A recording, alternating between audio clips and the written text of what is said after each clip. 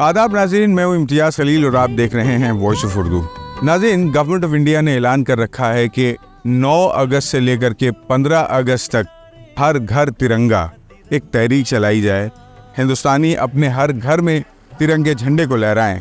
तो हम इस वक्त अंडमान निकोबार आइलैंड्स के पोर्ट ब्लेयर में उस जगह पे मौजूद हैं जहाँ पे 15 अगस्त 1947 में लाल किले पे जो झंडा लहराया गया था तिरंगा, उससे कई बरस पहले यानी 30 दिसंबर 1943 को नेताजी सुभाष चंद्र बोस ने जो एक प्रोविजनल गवर्नमेंट बनाई थी, आज़ाद हिंद गवर्नमेंट, उसका तिरंगा झंडा यहीं पे लहराया था।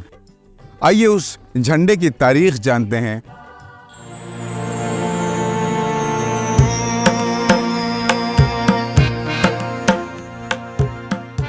दूसरी जंग अजीम के दौरान 23 मार्च 1942 को जापानी फौज ने अंडमान निकोबार जज़ायर को अपने कब्जे में ले लिया, इसलिए कि ब्रिटिश अफवाज ने थोड़ी सी भी मुज़ाहमत नहीं की।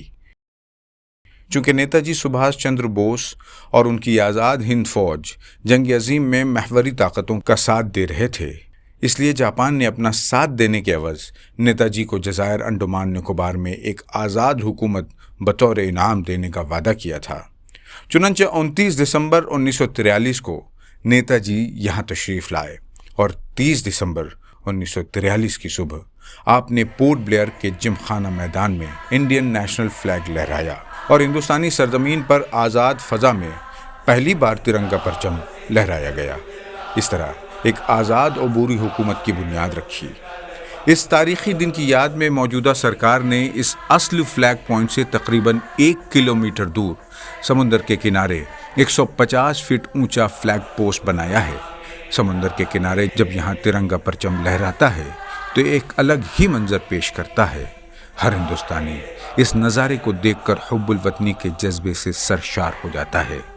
यहाँ नेताजी के म्यूरल के साथ 1943 के वाक़े की तारीख़ लिखी हुई है, साथ ही मुल्क की मुख्तलिफ ज़बानों में जय हिंद लिखा हुआ है।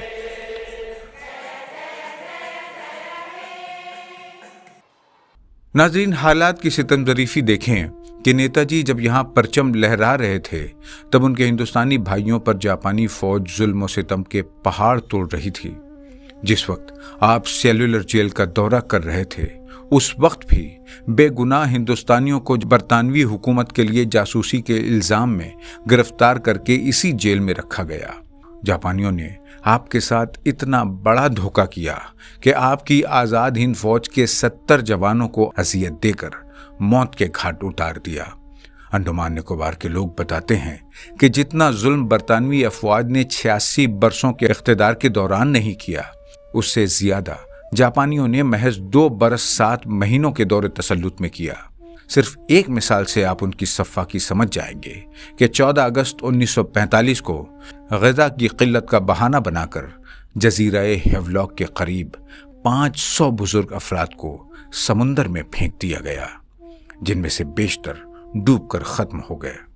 आम आदमी को भी जुल्म और सितम का निशाना बनाया गया। डॉक्टर दीवान सिंह जैसे मुखलिस शख्स को 82 दिन अजियत देकर मार दिया गया। स्कूल टीचर अब्दुल जलील को उनकी मां के सामने गोली मार दी गई। बहरहाल, दूसरी जंग अजीम में पसपाई के बाद 6 अक्टूबर 1945 को जापानियों को यहां से भागना पड़ा और अहले अंडमान निकोबार ने चैन का सांस लिया। 15 अगस्त 1947 को मिली आज़ादी के बाद अंग्रेज़ों की मुखालफत के बावजूद अंडमान निकोबार जज़ायर पर हिंदुस्तान का कब्ज़ा हो गया। तब से इसकी तामीर और तरक्की का एक रोशन बाब खुला। अलबत्ता इस सुनहरे दिन को देखने के लिए नेताजी सुभाष चंद्र बोस हमारे दरमियान नहीं रहे।